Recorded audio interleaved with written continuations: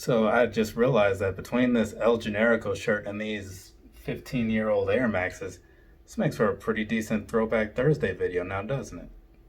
So, what's going on, people? Well, you guys know that I've been into this shoe thing for a bit, right? And like anybody who's into anything and has a fair amount of it, there's always that kind of like an origin story sort of thing, right? Now, I don't know how much I've gotten into my one as far as how this whole thing started, but I'm going to give you a little bit of a glimpse of it today, right? So lucky you. Anyway, so this right here, this is the Air Max 360 from 2006, right?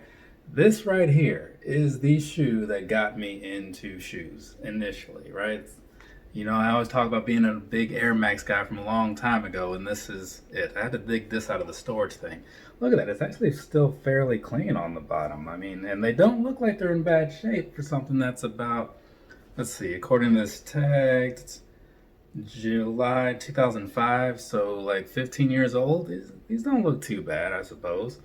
But yeah, so I bought these a long time ago, sometime in 2006, and I was like, oh, these are pretty all right. I like these Air Maxes. And here we are many years later, and I'm still buying a whole lot of them. Actually, that's the reason why we're here today, is because I bought yet another pair, right, from Foot Action. So let's go ahead and get on into this, right? Okay, so on this side first, we're going to start over here, right? I'm not going to waste too much time so this video doesn't drag on too long. But there's all the information from the side of the box that you may want to see.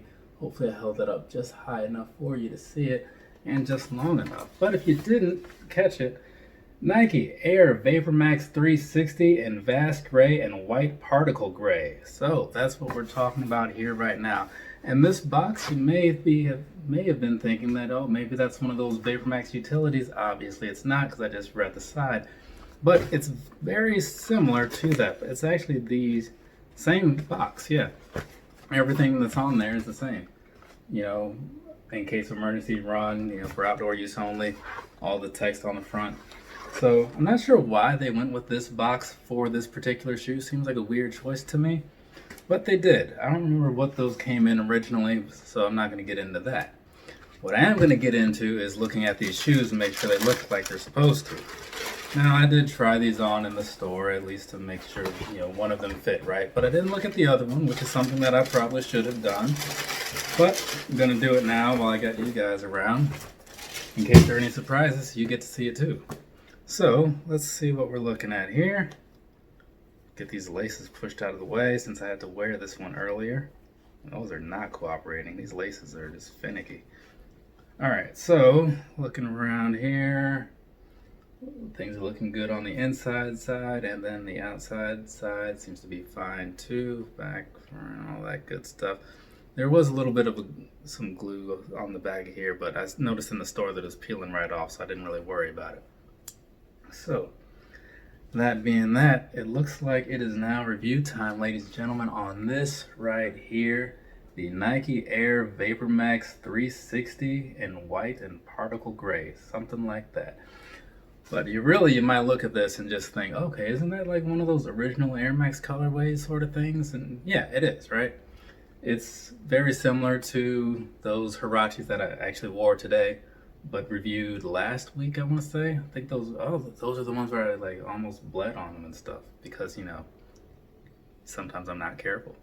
Anyways, so let's move on and start talking about these, but first I'm going to sit this one down so I can have my hands free. All right, so first things first, the bottom, right? So this is pretty much just your standard Vapormax outsole, right? Nothing that you haven't seen before if you've seen a pair of Vapormaxes. Now, if this is your first time seeing one, then this might be new to you. If you're not new to it, then you're like, yeah, I've seen that a million times, because they've been using this same outsole since what, like 17 when the Vapormaxes started?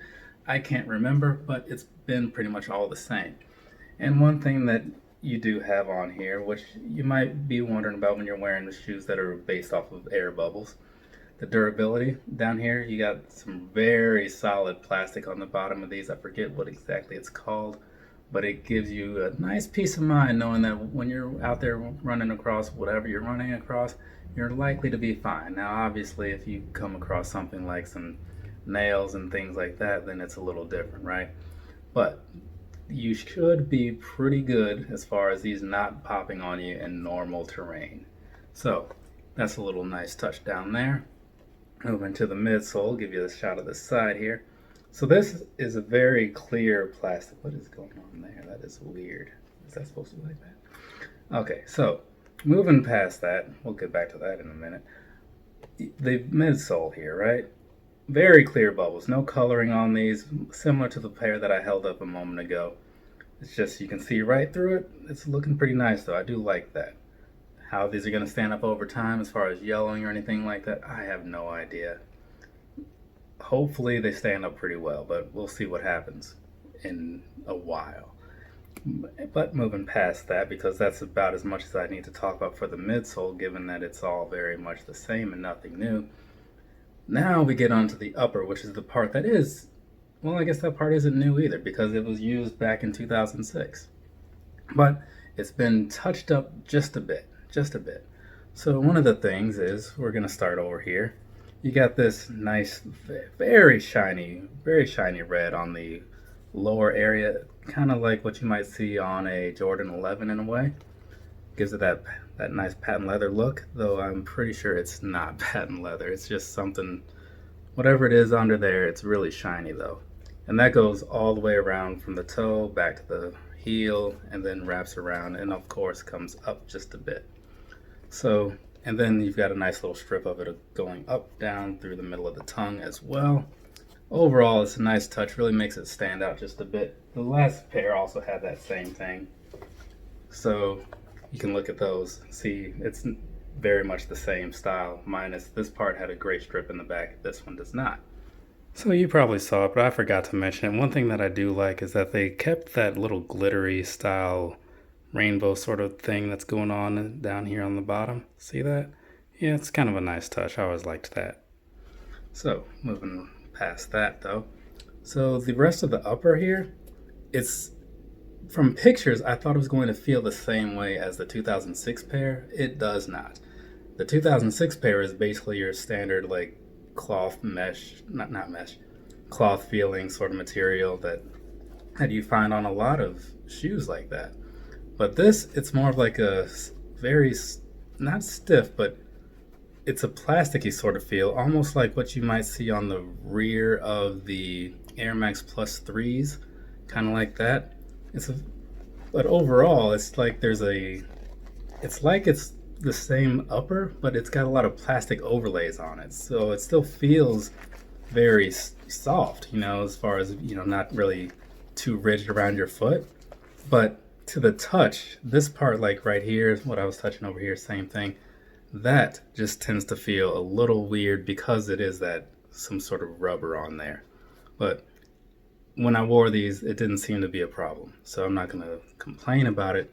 I just want to let you know that how these look like they feel is likely not how they feel, right? At least not in my opinion. But moving on past that, past the feel of it, you've got this white mixed with some gray and some darker gray around the tips here. Give you kind of like some speed lines, I guess, make you feel like you're running real fast. Hopefully you can run real fast in these for $225. They better do something amazing. But anyways, moving past that. So over here you've got some kind of like not a hologram, mirror-ish style swoosh in there. You can kind of see a little mirror effect on both sides. I can see it as I'm looking in here and kind of see myself in there. So that's pretty cool. These did not have that. These were just standard white, right? Just white out and nothing special about it. And then again, the same stuff I talked about here just comes all the way out through the rest of it. So you can see that there. Switch that around. There's same side, or the other side, same thing. Only difference being over here, you've got the little Nike swoosh on the top. Over here, you've got them both on the sides. So there's that. And then moving on to the tongue. This right here, you've got the standard mesh style tongue that you have on a lot of Air Maxes. Nothing particularly special. And then up at the top, it says Vapormax 360, whereas the old one, I'm assuming said Air Max 360. Yes, it does. Air Max 360 right there. So overall, let me flip these around here. Should have grabbed the other one, but overall, very similar, right? Very similar shoes. One is obviously like a little dingy looking, but you know, you'll have to forgive that. Otherwise, though, this model is very true to this one. We'll see how it stacks up as far as wear goes, but I'm pretty sure this is going to blow these out of the water, given that it's newer technology and all that. But moving on along to the inside here. On the inside, you've got really nothing going on. It's just a red insole. Let me take out this paper. Maybe there's something further down. No, it is not. It is just a red insole. So there's that with a little Nike swoosh. I feel like they could have done a little bit more. I mean, I see shoes with fancy-ish insoles all the time, and I always think to myself, like, it's cool, but it doesn't really do anything for the shoe because you're not going to see it. But it's a nice touch. So on this one, they just skipped over that, which is fine. It's just, again, with this one, given the price tag, I kind of would have expected a little bit more, but it is what it is. And then on the back here, this part, you can't quite see it unless I hold it at the right angle. This thick piece of plastic that lays over here, it's kind of a weird touch, honestly. And then moving up here, you've got this little pull tab. So other than that, everything's very much the same as the previous one. And so now one thing I needed to check against this one. Yeah, okay, so that's just the same on both of these. Not sure what that's all about.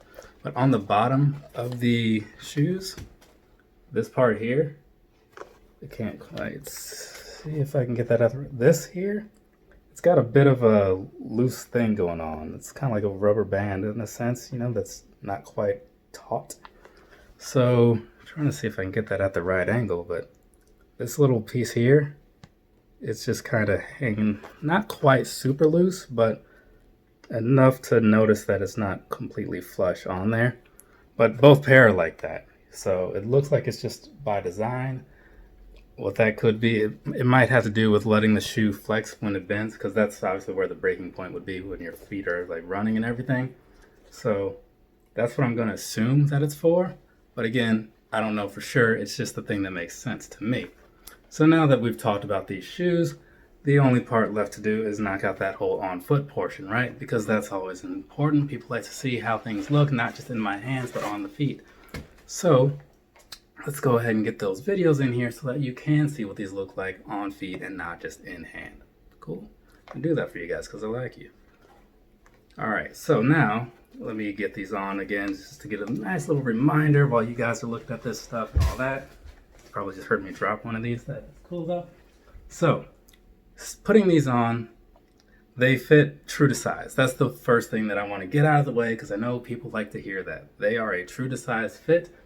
They remind me of the fit on very much all the other Air Maxes that I have. So there's that. I don't know what else to say, but whatever size you buy in like an Air Max 90 or a 1 or a Plus or a Vapormax, go ahead, buy that size, right? Now, I will say that given you may have seen the tip of the shoe was kind of stiff looking as far as like where that red part is. That part, unlike anything that's made out of fly knit or something, it's not really going to stretch a whole lot, right? There's not a whole lot of give there. So I will say that you might want to just go ahead and try a pair on just to make sure they feel right for you. I mean, they're going to fit fine. It's just how they feel. You know, if you don't like your toes like hitting the top of the thing or whatever, then you might want to try like going up half a size just so you have a little more room in there. I don't know. But that is one thing that I'm noticing. It's not to me, it's not a deal breaker though. But moving past that though, the comfort, they feel very much like any other Vapormax as far as the midsole or the midsole and outsole goes, because it is just that same sole. The only difference being the upper, but it still feels pretty good. And I'm thinking that once I actually get out and can break these in, because every shoe is a little stiff right out of the box as far as stuff like this. You know, unless it's full on fly knit or prime knit, everything's a little stiff at the top.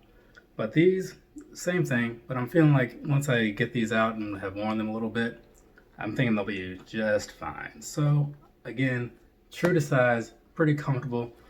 The front part towards the toe It is just a little stiff, you know, so you might want to try them on before you actually commit to buying them, especially given that, again, that price tag of $225, that is no joke. I was able to get some money off of that, sure, but it still was a lot. You know what I'm saying? It was still a lot. So there's all I have to say about this particular shoe, I'm pretty sure. So let's go ahead and wrap this review up, shall we? Because everything's happened. Once again, give you a nice little close-up look at this thing here. So this is the shoe that we're talking about, the Nike Air Vapormax 360, finally making a return after, how long ago was 2006? 13, 14 years? After 14 years. And I was waiting on this mostly patiently. I just always thought that those were a cool shoe and I was hoping they'd come back. I didn't expect them to actually redo it though. I would have accepted it as it was and just knew. But anyways, so that's it for me. I've covered everything.